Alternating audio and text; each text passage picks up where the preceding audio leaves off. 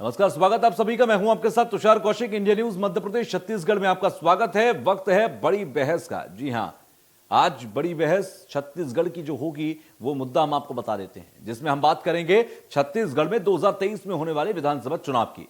जहां 2023 विधानसभा चुनाव को लेकर कांग्रेस बीजेपी तैयारियों में जुट गई है। एक तरफ बीजेपी महिला मोर्चा ने महतारी हुंकार रैली निकालने का ऐलान कर दिया है, तो वहीं 3 नवंबर को बिलासपुर में रैली निकाली जाएगी, जो राज्य सरकार के खिलाफ महिलाएं घर से निकलकर हल्ला बोलेंगी। 1 लाख महिलाएं न्यायधानी बिलासपुर में जुटेंगी और कांग्रेस सरकार की जन घोषणा पत्र में महिला स्व सहायता समूह का कर्ज माफ करने का वादा, विधवा पेंशन देने का वादा, शराबबंदी का जो वादा किया गया था, गंगाजल हाथ में लेकर या तो वादे किए गए थे उनको कहा जाए। 4 साल बीतने के बाद भी ये वादे पूरे नहीं हुए। प्रदेश की महिलाएं सरकार की नीतियों के खिलाफ हल्ला बोलेंगी, तो वहीं दूसरी ओर छत्तीसगढ़ कांग्रेस ने राज्य की बेटियों को सशक्त और सुरक्षित करने के उद्देश्य से हमार बेटी हमार मान नाम से अभियान की शुरुआत की है। कांग्रेस के नेता छत्तीसगढ़ बीजेपी पर झूठ बोलने का आरोप लगा रहे हैं। उन्होंने कहा कि हमने गंगाजल लेकर वादा किया था, इस बात की तस्दीक वो खुद गंगाजल हाथ में लेकर बताएं।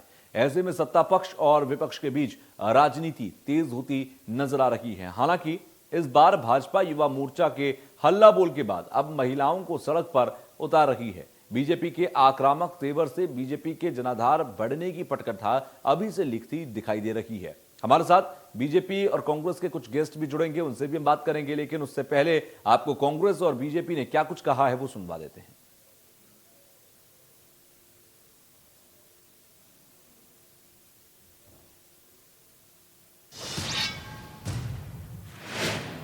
मांगने के लिए सड़कों पर उतरेंगे। इस सरकार ने जिस विषय को कहा है उसमें से कोई भी विषय पूरे नहीं हुए। शराबबंदी का विषय सबसे पहला विषय था और इन्होंने कहा था कि हमारी सरकार जब आएगी तो हम शराबबंदी करेंगे। हाथ में गंगा जल लेकर इन्होंने कसम खाई और गंगा जल लेकर कसम खाने वाली ये सरकार आज हमारी आस्थाओं के साथ इन्होंने खेला है। हमारी नारी शक्ति के साथ इन्होंने विश्वासघात किया है और इस विश्वासघात का ही बदला लेने के लिए हमारी सभी बहनें सड़कों पर होंगी। छत्तीसगढ़ में कांग्रेस की सरकार बनने के बाद महिलाओं के लिए भयमुक्त जीवन जीने का वातावरण देना भूपेश सरकार की पहली प्राथमिकता है और यही कारण है कि छत्तीसगढ़ में महिलाओं के प्रति अपराध में कमी आई है। छत्तीसगढ़ में भारतीय जनता पार्टी की महिला मोर्चा की बहनें ये शराबबंदी को लेके कानून व्यवस्था को लेकर आंदोलन कर रही हैं, तो उन्हें सबसे पहले छत्तीसगढ़ की माताओं बहनों से माफ़ी मांगना चाहिए कि रमन सरकार के राज में शराब का सरकारीकरण हुआ। रमन सिंह ने शराब के बिक्री को बढ़ावा दिया। 300 करोड़ से 5000 करोड़ का राजस्व रमन राज में हुआ था। तो वादों पर तकरार है, महतारी हुंकार से वार है। जी हां, अब महतारी हुंकार होगी और ऐसे में जब कांग्रेस की सरकार है राज्य की, उसको घेरा जाएगा। बीजेपी की तमाम महिला कार्यकर्ताएं ये हुंकार भर रही हैं और कह रही हैं कि जो मैनिफेस्टो में कहा गया था वो पूरे क्यों नहीं किए गए। मैनिफेस्टो में जो वादे किए गए थे, गंगाजल हाथ में लेकर कहिए कि आपने पूरे किए। इन तमाम बातों को कहकर अब ये जो हुंकार रैली कही जा रही है, ये हुंकार रैली कांग्रेस के लिए सरदर्द हो सकती है। लेकिन फिलहाल कांग्रेस का अपना पक्ष है। कांग्रेस ये कहती है कि हमने जो वादे किए हम वो पूरा कर रहे हैं। कुछ वादे पूरे हुए तो कुछ वादे पाइपलाइन में हैं। लेकिन कुल मिलाकर दोनों की तकरार के बीच में आम जनता को क्या मिला, ये सबसे बड़ा सवाल है। 2023 में चुनाव है। 2023 में चुनाव से पहले अब लगातार रिपोर्ट कार्ड मांगा जा रहा है सरकार का और बीजेपी लगातार खुलकर इस रिपोर्ट कार्ड को मांग रही है। साफ तौर पर 4 साल हो चुके हैं सरकार को और 4 साल में आपने मैनिफेस्टो को लेकर, महिलाओं को लेकर क्या किया, ये एक फ्रंट में रखा जा रहा है मुद्दा। महिलाओं का मुद्दा इसलिए फ्रंट में रखा जा रहा है क्योंकि 2023 में चुनावों को लेकर बीजेपी ये मान रही है कि महिलाओं के मुद्दे पर अगर आगे रखा जाए, महिला मोर्चे को अगर आगे रखा जाए तो एक माइलेज मिल सकता है और उसी माइलेज को लेने की कोशिश यहां पर बीजेपी करती नजर आ रही है। फिलहाल कांग्रेस सरकार पर सीधे हमले हो रहे हैं। कांग्रेस की सरकार को घेरने की कोशिश की जा रही है, भूपेश सरकार को घेरने की कोशिश की जा रही है और सीधे तौर पर वादों पर तकरार नजर आ रही है। लेकिन सवाल कई हैं और इन सवालों के बीच में ये जो लगातार बयानबाजी की जा रही है, ये बयान बहुत कुछ कहते हैं। 2023 में चुनाव हैं, अगले साल चुनाव हैं और ऐसे में अगले साल होने वाले चुनावों से पहले ये तमाम तकरारों को दूर करना बहुत ज्यादा जरूरी है। फिलहाल महिलाओं को लेकर ये पूरा मुद्दा है, तो ऐसे में महिलाएं हैं तो ही मुमकिन है, क्योंकि दोनों तरफ से, अगर मैं कांग्रेस और बीजेपी दोनों पार्टी की तरफ से देखूं तो महिलाओं को आगे रखकर अब ये पूरी राजनीति की जा रही है और ऐसे में महिलाओं के मुद्दों पर महिलाओं के जरिए कांग्रेस को घेरने की कोशिश बीजेपी करती नजर आ रही है, लेकिन कांग्रेस की सरकार को कितना घेर पाएगी ये बड़ा सवाल होगा। हुंकार रैली, महतारी हुंकार जिसे कहा जा रहा है, ये कितना असर ग्राउंड पर कर पाएगी ये बड़ा सवाल होगा। लेकिन फिलहाल बीजेपी पूरी ताल ठोकते हुए ग्राउंड पर उतर रही है महतारी हुंकार के जरिए, और जो बीजेपी का महिला मोर्चा है वो महतारी हुंकार के जरिए सरकार का रिपोर्ट कार्ड महिलाओं के मुद्दों पर, मैनिफेस्टो में जो वादे महिलाओं से किए गए उन पर करती नजर आएगी।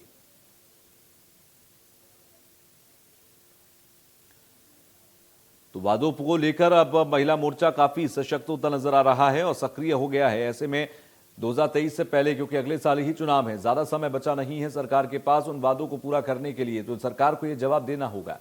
सरकार को यह बताना होगा कि महिलाओं के मुद्दे पर जो वादे किए गए, चाहे वो विधवा पेंशन को लेकर हो, महिला सुरक्षा को लेकर हो, महिलाओं की शिक्षा को लेकर हो, स्वास्थ्य को लेकर हो, बेटियों की सुरक्षा को लेकर हो, ये तमाम जो वादे थे उन वादों को कहां तक पूरा किया गया, कितनी जरूरी वो बातें थी और कितनी जरूरी अगर बातें थी तो फिर उन्हें पूरा करने में गुरेज या देर क्यों।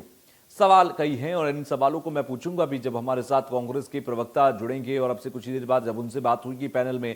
लेकिन सबसे पहले सवाल यही है कि क्या महतारी हुंकार से बीजेपी कांग्रेस की सरकार को घेर लेगी? क्या 2023 के चुनावों से पहले कांग्रेस के खिलाफ माहौल बनाने की कोशिश जो बीजेपी कर रही है वो क्या इन मुद्दों से बन पाएगी? आम जनता क्या बीजेपी के सुर से सुर मिलाएगी? आम जनता क्या बीजेपी के मुद्दों से इत्तेफाक रखेगी? कई ऐसे सवाल हैं और इन सवालों के बीच में ये महतारी हुंकार की खबर सबसे ज्यादा महत्वपूर्ण है।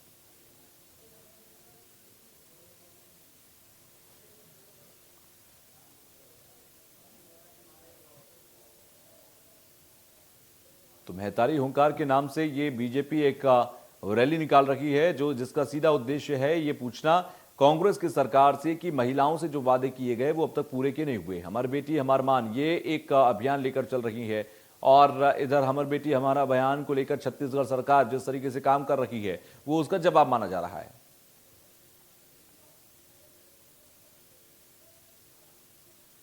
तो वादों पर तकरार जरूर है, लेकिन ऐसे में सीधे तौर पर यह सवाल है और आम जनता, आम महिलाएं, आम जो वोटर्स हैं, महिला वोटर्स हैं, वो कितने इत्तेफाक रखती है, ये बड़ा सवाल है। वंदना सिंह राजपूत प्रवक्ता हैं कांग्रेस की, मेरे साथ पैनल में जुड़ गई हैं, आपका स्वागत। लक्ष्मी वर्मा है, प्रवक्ता हैं बीजेपी से, मेरे साथ जुड़ गई हैं, आपका स्वागत। और डॉक्टर वर्णिका शर्मा भी हमारे साथ जुड़ गई हैं, आपका भी स्वागत है। सबसे पहले मैं वंदना जी आप ही के पास आ रहा हूं क्योंकि सवाल यही है कि महिलाओं से जो वादे किए गए वो पूरे नहीं किए गए और गंगाजल हाथ में लेकर कसम खा ली जाए। जवाब दीजिए पहले इस पर। तुषार जी, भारतीय जनता पार्टी के महिला नेत्रियों को मुद्दा नहीं मिल रहा है, इसलिए मुद्दा बनाने की कोशिश के होड़ में इन लोग लगे हुए। मैं आपके माध्यम से ये बताना चाहती हूँ कि गंगा जल के नाम पे लेकर के इन लोग कितना झूठ बोलेंगे। थोड़ा सा आप लोग को थोड़ा सा सर्व लिहाज तो करिए। गंगा जल एक पवित्र है जिनको हम सब जानते हैं और मानते हैं। आपके माध्यम से बोलना चाहूंगी कि मुख्यमंत्री भूपेश बघेल ने किसानों के कर्ज माफ करने के लिए गंगा जल का सम्मान किया है और मुख्यमंत्री पूर्ववर्ती जो मुख्यमंत्री है डॉक्टर रमन सिंह यहाँ पर गंगा जल का अपमान कर रहे हैं। मैं आपको बताना चाहूंगी कि सीधे सीधे मुद्दे पर आते हैं ना। आप कहिए कि आपने जो वादे किए थे वो पूरे किए और कहां कहां कैसे कैसे पूरे किए, आप कहिए, जवाब दीजिए इस बात का।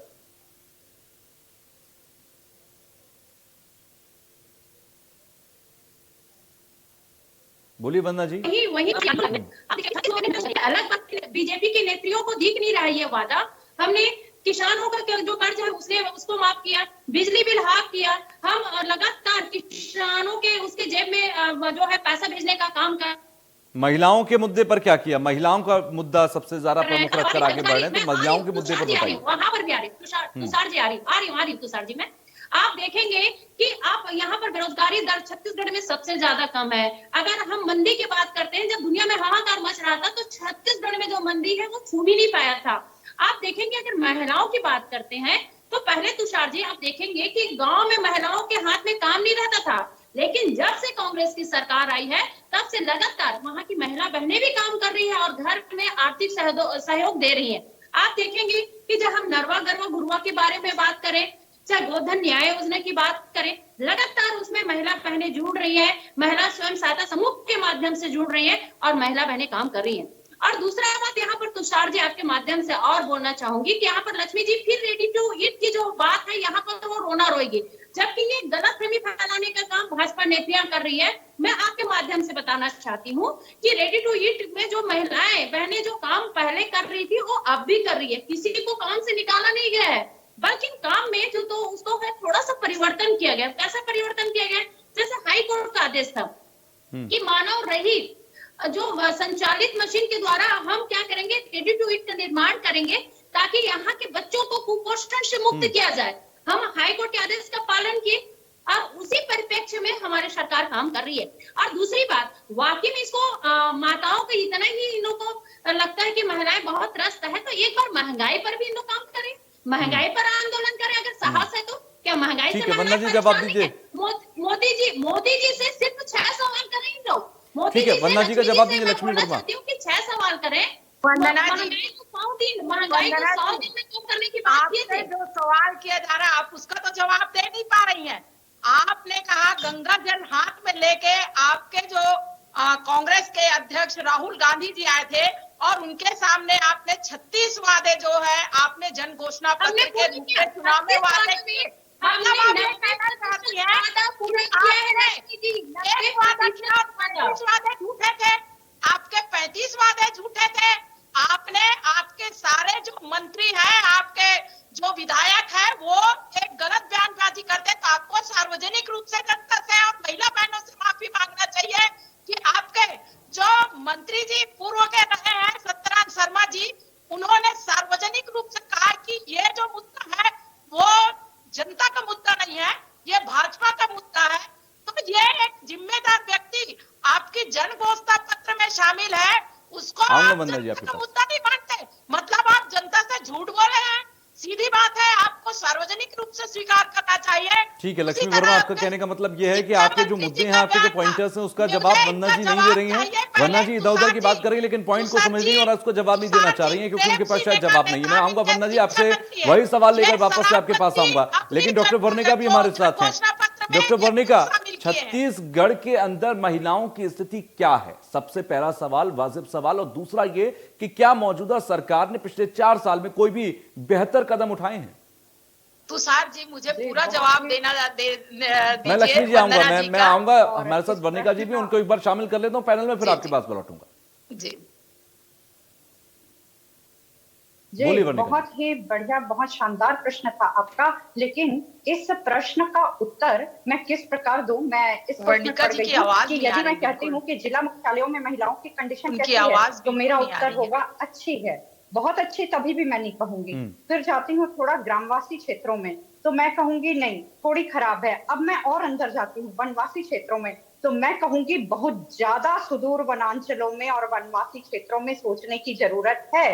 तो कोई भी योजना की जो सफलता होती है वो कब आंकी जाती है या वो पैरामीटर में सर्वोच्च कब गिनी जाती है, उसका गुणांक ऊंचा माना जाता है जब उस योजना का लाभ शहरी क्षेत्रों से लेके वनवासी क्षेत्रों तक समानांतर और समरूप अवस्था में पहुंचा हो, तो ही वो योजना की सफलता मानी जाती है। मेरा सबसे पहला बात ये है। और हमारे देश के लोकतंत्र की ये बहुत ही खूबसूरती है कि हमारे यहाँ मतलब पक्ष और विपक्ष दोनों ही होते हैं कि जब सत्ताधारी से कोई गलती होती रहती है तो विपक्ष तुरंत नकेल कसता है और गाड़ी को सही दिशा में लाने का प्रयत्न करता है। दरअसल शुरुआत के जो 2 वर्ष होते हैं वो लगातार नए कदम बनाने के होते हैं किसी भी सरकार की, चाहे केंद्र सरकार हो या राज्य सरकार हो। धड़ाधड़ नई योजनाओं की घोषणा हो जाती है। केवल ध्यान दीजिएगा, मैंने कहा घोषणा हो जाती है शुरुआत के 2 वर्षों में। अंतिम के 2 वर्षों में बड़े बड़े निर्णय ले लिए जाते हैं, लेकिन बीच का 1 वर्ष जो होता है वो मूल्यांकन का वर्ष होता है और यही किसी सरकार की वास्तविक स्थिति को बताता है। अब यहाँ पे बात आ रही है गंगा जल या आस्था या धर्म के प्रतीक की, तो वास्तव में हमको यहाँ पे 2 कदम रुकना होगा और सोचना होगा योजनाओं की घोषणा हुई थी या योजनाओं के लिए वादे किए गए थे। यदि केवल घोषणा हुई थी तो एक राजनीतिक पार्टी के नए नए इनोवेशन वाली योजना है करके एक बार सोचा जा सकता है, परंतु यदि वादा किया गया था तो वादाओं का सीधा संबंध किसी भी व्यक्ति की संवेदनाओं से होता है और वहां पे विचार करना बहुत आवश्यक हो जाता है। ठीक है, बहुत वाजिब आपने यहाँ पर बात कही है। वंदना जी, मैं आपके पास इसी मुद्दे को लेकर आ रहा हूं क्योंकि बहुत सारे सेक्टर्स अभी गिनाए हैं। वर्णिका जी ने बिल्कुल समाज के स्तर के हिसाब से बताया कि भी बहुत काम करना बाकी है। क्या जो लक्ष्मी जी ने भी कहा कि आप इधर उधर के मुद्दे तो गिना रहे हैं, लेकिन जो पॉइंटर्स आपने नोट किए थे उस मैनिफेस्टो में, आपने जिन पॉइंटर्स के साथ जिक्र किया था, उन पर मुझे सीधे तौर पर बताइए आप पॉइंटर्स के साथ कि हमने देखे ये वादा किया था, लिखा था और ये पूरा किया। चेकलिस्ट आप बताइए मुझे। देखिए तुषार जी, पॉइंट के अगर हिसाब से आते हैं तो हमने किसानों के जो कर्ज है उसको माफ किया, सिर्फ महिलाओं की बात कर रहा हूँ। और महिलाओं की अगर बात करते हैं तो महिलाओं में भी लगातार हम उनको रोजगार देने की बात कर रहे हैं। और दूसरी बात मैं आपको यहाँ पर ये बताना चाहूंगी कि हमारी जो बहनें हैं उनको हमारी छत्तीसगढ़ की जो सरकार की काम वो दिखाई नहीं देता, लेकिन इन्हीं के जो प्रधानमंत्री हैं नरेंद्र मोदी जी नरवा गरवा कुरवा के बारे में शराबबंदी का मुद्दा भी उठा रही हैं बीजेपी के तमाम महिलाएं। शराबबंदी का भी वादा, शराबबंदी के मुद्दा उठा रहे हैं और उठाना भी चाहिए, बिल्कुल उठाना चाहिए, क्योंकि 15 साल इसी के शासन में रहे। रमन सिंह को तो आपने भी था कि 15 साल में इन्होंने क्यों शराबबंदी पर मौन था और इन्होंने महिला नेत्रियां क्यों चुप थी। दूसरी बात, हम तो अपने कमिटमेंट में बिल्कुल तैयार हैं, हम मानते हैं कि हमने शराबबंदी की घोषणा की है और उसमें स्टेप बाय स्टेप काम हो रहा है। 3 हमने यहाँ पर समिति बनाई है और एक समिति जो राजनीतिक समिति होती है तुषार जी, उसमें उस समिति में भाजपा विधायक का नाम मांगा गया है कि भैया आप भी आ जाओ, शामिल हो जाओ और इस जो योजना है उस पर हम काम करते हैं। तो इन लोग की मंशा नहीं है शराबबंदी की, अगर वाकई में मंशा रहती तो भाजपा विधायक उसमें शामिल होते। ठीक है, मैं आपके इसी पॉइंट पर जवाब ले लेता हूं, मैं इसी पॉइंट पर जवाब ले लेता हूं। लक्ष्मी जी, क्या बीजेपी के जो राजनीतिक समिति की बात की है, क्या बीजेपी शामिल होना चाहती है उसमें? क्या बीजेपी उसमें आगे बढ़ना चाहती है? और अगर बढ़ना चाहती है तो फिर ग्लिच कहां पर? ये वंदना जी की जो बातें हैं वो सीधा सीधा एक उलझाने वाले और राजनीति से प्रेरित है। इन्होंने जन घोषणा पत्र में क्या पूछ के किसी से उन घोषणा किया था, और जिस ढंग से जनता के बीच में और खासकर महिला बहनों को इन्होंने जो गुमराह किया है वो आज जनता देख रही है। ये किसी न किसी तरह से शराबबंदी के जो मुद्दे हैं उसको उलझाना चाहते हैं। आज ये सार्वजनिक रूप से कांग्रेस को स्वीकार करना चाहिए कि इनके प्रदेश अध्यक्ष से लेके इनके शिक्षा मंत्री ये कहते हैं कि शराब जो है वो भी एक कार्यक्रम में, जहां पे नशा उन्मूलन का कार्यक्रम है, वहां पे जाके मधुशाला हरिवंश राय जी की बच्चन की जो कविता है उसको सुनाकर कहते हैं कि शराब कैसे कैसे पिया जाता है। दूसरे बार इसके पूर्व विधायक और वरिष्ठ नेता है पहलवान सिंह मरावी जी, वो कहते हैं कि ये पुराने समय से चले आ रही है और ये सोम रस को तो देवता के देवों के देव इंद्रदेव भी पीते थे। तो इनकी मंशा क्या है? सीधा सीधा जो है वो जनता के बीच में है। इनके प्रदेश अध्यक्ष मोहन मरकाम जी कहते हैं कि 60% अनुसूचित जाति के लोग छत्तीसगढ़ में रहते हैं और उनके नेक से लेके मरने तक के जो है वो सोमरस का सेवन होता है। तो ये आदिवासी बाहुल्य जो लोग हैं उनको पूरी तरह से अशिक्षित रखना चाहते हैं, उनको नशे में डुबोना चाहते हैं, ये किसी तरह से विकास नहीं चाहते हैं। ठीक है, वंदना जी जवाब दीजिए, साथ ही साथ मुझे बताइए कि सीनियर लीडर्स अगर इस तरह के बयान देते हैं तो सरकार की मंशा क्या शराबबंदी की है? शराब के कारण पूरा रोक नहीं पा रहे हैं। सरकार की जो मंशा है बिल्कुल यहाँ पर स्पष्ट है। आप देखेंगे कि ठीक है, लक्ष्मी जी सुन लीजिए। लोग देखिए इनकी जो दोहरा चरित्र है जनता के सामने बिल्कुल उजागर हो गई है। अगर शराब की बात करते हैं तो शराब है जो पूरे अपने देश में पूरी जगह खराब है। अगर हम मध्य प्रदेश की बात करते हैं तो मध्य प्रदेश में इनकी सांसद जो प्रज्ञा सिंह क्या बोलती है, शराब जो दवा है उनको थोड़ी थोड़ी पिया करो। आप लोग इधर शराब के लिए आप लोग आंदोलन कर रहे हो तो आपकी जो सांसद महोदय जी वहां बोल रही है कि शराब थोड़ी थोड़ी पिया करो दवा के रूप में। और दूसरी बात, आपके यहाँ भी उमा भारती जी लगातार लगी हुई मध्य प्रदेश में शराब बंद करने के लिए, तो उनकी बात क्यों नहीं सुन लेते? और दूसरी बात आपको मैं बताना चाहती हूँ कि जैसे गुजरात में हमने देखा है कि पूर्ण शराबबंदी है, वहां की हश्र क्या हुआ? बिहार में देखा पूर्ण शराबबंदी, वहां का हश्र क्या हुआ? हम लोग शराबबंदी करेंगे लेकिन स्टेप बाय स्टेप करेंगे, हम नोटबंदी की तरह नहीं करेंगे। और हम लगातार 4 साल आपकी सरकार को इस वादा करे हुए हो गए, सरकार चलाते हुए हो गए। मुझे बता दीजिए कि आपको कितना समय लग जाएगा इस योजना को पूरा करने में, इस फैसले को इम्प्लीमेंट करने में कितने साल का वक्त चाहिए? देखिए तुषार जी, कमेटियां बनी है, उन पर लगातार कार्य कर रही है और समितियां बनी है। 4 साल पर्याप्त नहीं है क्या? 4 सरकार के कार्यकाल आपको चाहिए? रिपोर्ट नहीं। देखिए तुषार जी, हम यहाँ पर जन जागरूकता अभियान चला रहे हैं। ठीक है, कि ये जन मुझे जागरूकता सियासत समझ में नहीं आ रही हम आपकी कि समाजिक- शराबबंदी के लिए आपको 4 साल भी कम पड़ रहे हैं। डॉक्टर वर्णिका, कि ऐसे मुद्दों के लिए तो एक इंस्टेंट फैसला चाहिए होता है, ठीक है, प्रोसीडिंग होती है, एक लंबा प्रोसेस होता है, वो आप फॉलो करिए, लेकिन एक नियत बहुत बड़ी चीज होती है। जी बिल्कुल, आपने बहुत सही बात कही कि बाकी योजनाओं की बात एक तरफ, पर जिससे किसी को आत्मिक क्षति पहुंचती हो, मैंने पहले ही कहा कि वादों का सीधा संबंध संवेदनाओं से होता है। और हमारे देश में, विशेषकर से छत्तीसगढ़ में, हमारे यहाँ की महिलाएं बहुत ही संवेदनशील होती हैं। और जब सरकार के द्वारा ये वादा मिला था कि शराबबंदी बहुत ही प्रायोरिटी पे की जाएगी, प्राथमिकता पे रहेगी, तो उस समय पे उन लोगों की भावनाएं निश्चित ही हुई कि अब हमारे साथ कुछ अच्छा होने जा रहा है। पर अभी भी हम कहेंगे कि बहुत सारा अंतराल बाकी है और हम धीरे धीरे करेंगे। तो अब सनह सनह धीरे धीरे करने का समय बाकी नहीं रहा है। एक्चुअली इतना ज्यादा इनोवेशन का दौर आ गया है ना कि बहुत जल्दी योजनाओं के रिनोवेशन की जरूरत पड़ जा रही है, क्योंकि ये जो रैपिड इनोवेशन है ना, जल्दी जल्दी नवीनीकरण, वो एक्सीडेंट भी कॉज करता है। और इन्हीं सबका नतीजा ये है कि बहुत सी योजनाओं में विफलताएं देखी जा रही हैं।